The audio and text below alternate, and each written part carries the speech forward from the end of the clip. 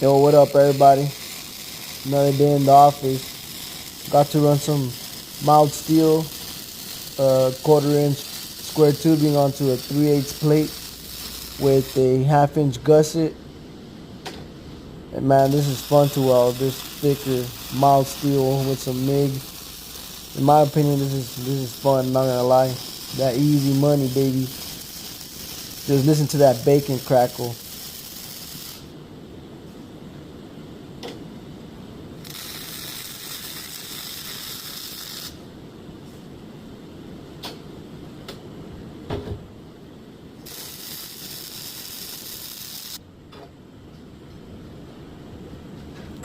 Let me know what you guys think about these welds.